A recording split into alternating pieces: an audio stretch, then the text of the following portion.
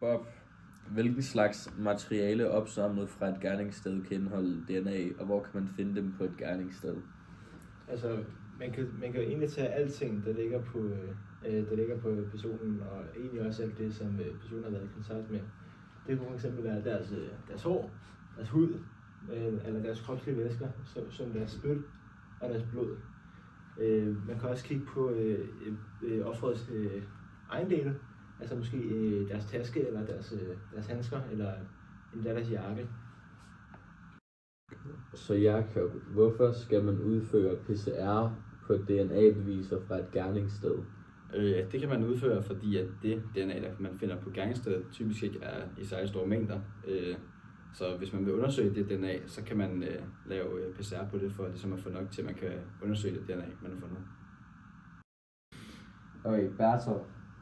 Hvad vil man se, hvis man kører den ekstraherede DNA-prøve på en G, før man kører PCR?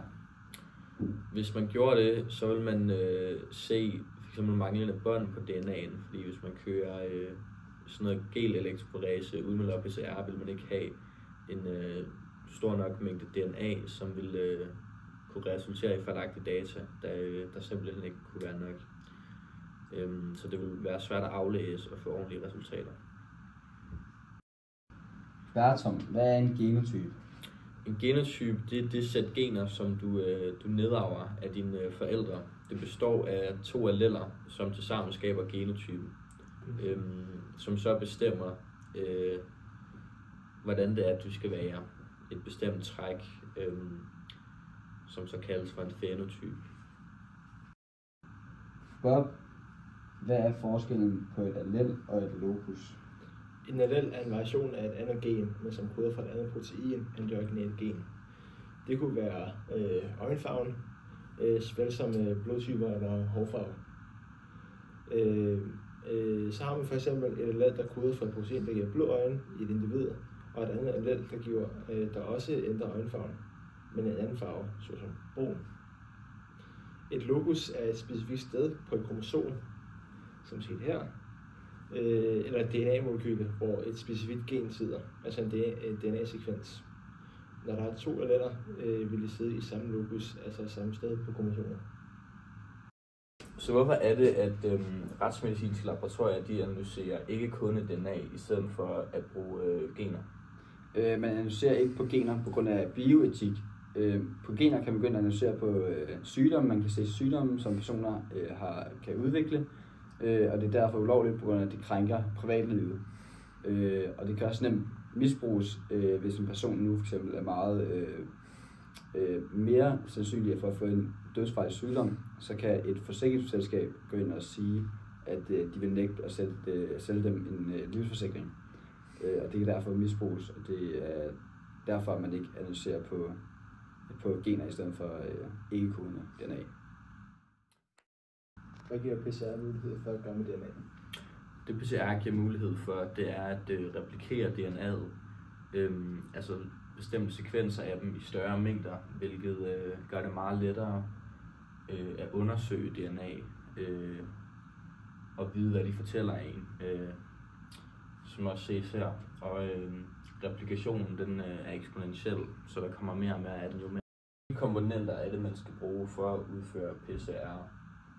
For at udføre PCR skal man bruge et DNA-materiale, altså genetisk materiale, man skal undersøge, og skal man have den her mastermix, som består af henholdsvis af primersne, DNA-polymerasen, DNDPS og bufferstoffet. Hvad er det, der er i mastermixet, og hvorfor har du brug for hver komponent? Mastermixet, eller MMP, som en forkortelse af en blanding mellem 4 komponenter. Det er de her primere, som skal stå for som skabelon for de her DNA-replikation. Og så skal man til AQ-polymerasen, som bringer de nye nukleosider til RNA-strengen. Og så skal man have, DNTP, som står for at bygge den komplementære DNA-streng. Og en reaktionsbuffer, som står for at lave optimale forhold for insulinreaktionen. Hvilke trin udgør en PCR-cyklus, og hvad er det, der foregår i hver af trinene? En PCR-cyklus består af 3 dele, som kan ses her. Den første del er opvarmning, som også hedder denaturering. Den anden del er vedhæftning, og den tredje del er forlængelse. Den første del, det går ud på, at man ligesom opvarmer DNA'et til omkring 95 grader, og så splittes DNA'et så fra DNA-strengen til 2 separate strenge. Og det gør det så muligt at bygge nogle komplementære strenge ud fra de her 2 strenge. Og den anden fase, det er vedhæftningen, og der nedkøler man DNA'et til ca. 60 grader, hvor primerne så kan binde sig til de her separate DNA-strenge. Og så i den tredje, det er forlængelse, og der hæver man igen temperaturen. Og så er der, hvor DNA-polymerase binder til primerne og starter den og begynder så at bygge videre på strengene, så man ligesom får 2 kopierede og ens DNA-strenge. Hvorfor bevæger DNA'et sig igennem en agarosegel? Ja, det skal jeg nok fortælle dig. DNA'et det bevæger sig gennem agarosegel, som ses på det her billede. Og det er på grund af den elektriske strøm, der bliver tilført herfra, som er positiv. DNA'et selv, det er negativt på grund af de fosfatgrupper, som DNA'et består af, som det har i hver nukleotid. Selve agarosegelen, den består af den her matrix, hvor som virker som sådan et molekylært gitter, hvor DNA'et kan bevæge sig igennem, og det bevæger sig så længere og hurtigere i forhold til størrelsen af baseparerne eller kompositionen af DNA'et. Så jo større baseparet, jo flere basepar DNA'et har, jo langsommere og kortere vil det bevæge sig. Okay, så hvilke 2 teknikker er det, som vi anvender under det her eksperiment, og hvad er det for nogle funktioner, de udfører hver enkelt af dem? Ja, vi bruger 2 teknikker. Den første er PCR, og den anden er gel-elektroforese. Vi bruger PCR til ligesom at få mere DNA ud af det DNA, vi har fundet på gerningsstedet, så vi ligesom kan undersøge det noget lidt mere. Og så bruger vi gel-elektroforese til at ligesom matche DNA'et og se, om det er det samme. Og det kan vi ved at se på genen, som vi har her, og se, om det DNA, vi har undersøgt, har samme længde. Og så ud fra det kan vi så sige, hvem der ligesom har begået den her kriminalitet.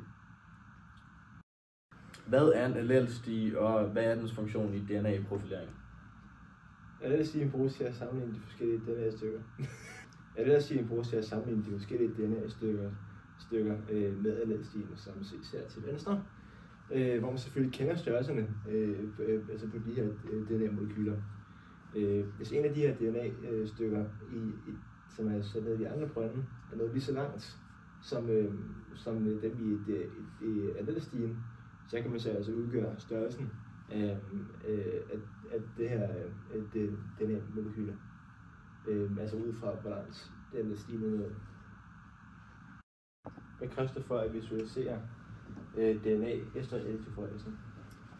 For at visualisere DNA'et efter elektroforesen, tilføjer man færdsplads til genen, og så kan man sætte den på en maskine, som fordeler væsken ud over genen i op til 24 timer, mellem 4 og 24 timer.